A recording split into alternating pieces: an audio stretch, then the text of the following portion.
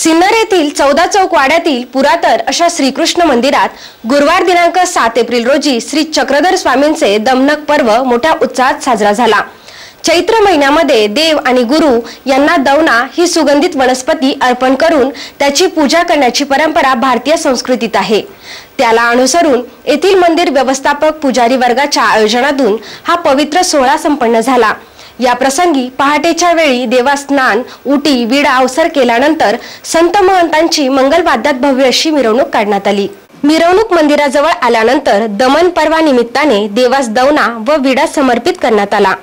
नंतर महंत परमपूज्य सुकेनेकर बाबा यांच्या अध्यक्षतेखाली एक धर्मसभा संपन्न झाली। परमपूज्य आचार्य मानेकर दादाजी व मंचावरील संत महंतांच्या हस्ते दीप प्रज्वलनाने व्याख्यानाला सुरुवात करण्यात आली। यावेळी गोपीराज शास्त्री मेढे साहेब, गोपाळ मुनी अंकुळनेरकर, आचार्य परमपूज्य मानेकर दादाजी यांची व्याख्याने झाली। धर्मसभेचे सूत्रसंचालन प्राध्यापक अंजनगावकर यांनी केले।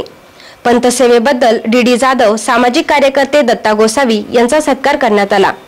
तर कार्यक्रम यशस्वीतेसाठी निलेश मानेकर, उर्मिला लासूरकर आदींनी विशेष परिश्रम घेतले। त्यानंतर देवास विडा अवसर करून आरती घेऊन महाप्रसादाने कार्यक्रमाची सांगता करण्यात आली। SN न्यूज साठी रोहन भावसार। 850 वर्षापूर्वी स्वामी श्री चक्रधर महाराज परिभ्रमण काळामध्ये खोपडी मार्गे या ठिकाणी श्रीनगर, जुनं सिन्नरचं नाव श्रीनगर असं होतं आणि या श्रीनगरामध्ये असणारा हा भिल्लमठ आज 14 चौक वाडा श्रीकृष्ण मंदिर नावाने ओळखला गेलेला हा 14 चौक वाडा श्रीकृष्ण मंदिर, दत्त मंदिर, श्री चक्रधर स्वामी मंदिर असं आपले भाविक या मंदिराला संबोधतात। 850 वर्षापूर्वी या ठिकाणी जे पंचपर्वांपैकी जे पर्व आहे, जसं की सिंहस्थ पर्व 12 वर्षातून येतं, मालकंठी पर्व, सोम पर्व, दवना पर्व आणि पवित्र पर्व, या पंचपर्वांपैकी हे दवना पर्व आहे। दमनिका असंही म्हणतात, दवना पर्व असंही म्हणतात।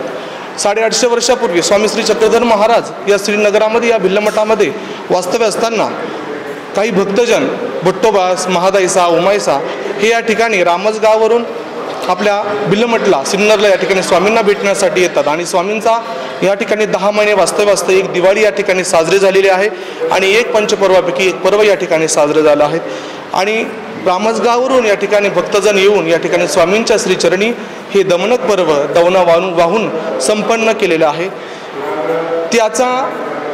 त्यानुसार आम्ही या ठिकाणी आज या पर्वाला आम्ही सुरू करून या ठिकाणी 9 वर्ष झाले आहेत। महाराष्ट्रातून या ठिकाणी भरपूर या ठिकाणी वासनिक मंडळी या पर्वासाठी आपल्या या श्रीनगरामध्ये येतात।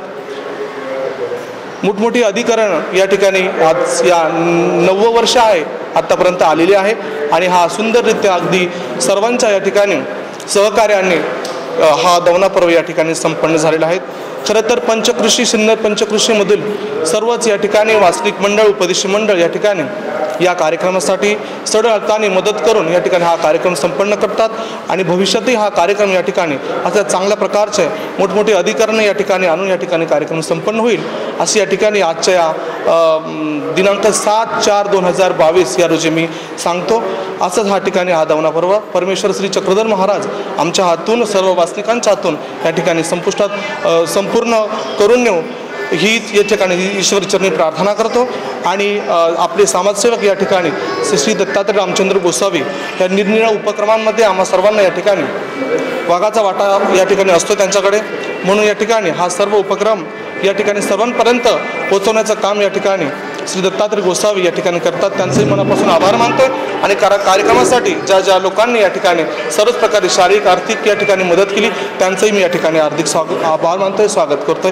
जय श्री चक्रधर, जय मानव। दंडवत प्रणाम। या ठिकाणी या आजच्या या कार्यक्रमासाठी दवना पर्वासाठी मम गुरुवर्य या ठिकाणी जाधववाडी निवासी त्रिदंडीयुक्त आचार्य वैराग्यमूर्ती श्री मोठे बाबाजी अंकुळनेकर या ठिकाणी या कार्यक्रमासाठी आपल्या तब्येत स्वस्थमुळे या ठिकाणी येऊ शकले नाही, परंतु या कार्यक्रमासाठी संपूर्ण शुभचिंतन या ठिकाणी मम गुरुवर्य श्री मोठे बाबांचं आहे।